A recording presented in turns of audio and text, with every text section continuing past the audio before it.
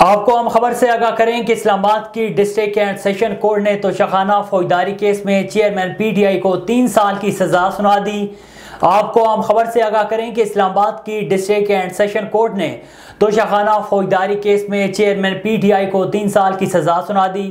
इस्लामाबाद की सेशन अदालत के जज हुमायूं दिलावर तोशाखाना केस की समाअत कर रहे हैं, जिसमें अदालत ने आज चेयरमैन पीटीआई इमरान खान को ज़ाती हैसियत में तलब कर रखा है।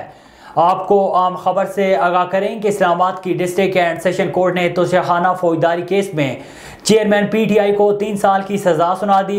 इस्लामाबाद की सेशन अदालत के जज हुमायूं दिलावर तोशाखाना केस की समाअत कर रहे हैं, जिसमें अदालत ने आज चेयरमैन पीटीआई इमरान खान को ज़ाती हैसियत में तलब कर रखा है। आपको आम खबर से आगाह करें कि इस्लामाबाद की डिस्ट्रिक्ट एंड सेशन कोर्ट ने तोशाखाना फौजदारी केस में चेयरमैन पीटीआई को 3 साल की सजा सुना दी। इस्लामाबाद की सेशन अदालत के जज हुमायूं दिलावर तोशाखाना केस की समाअत कर रहे हैं, जिसमें अदालत ने आज चेयरमैन पीटीआई इमरान खान को ज़ाती हैसियत में तलब कर रखा है।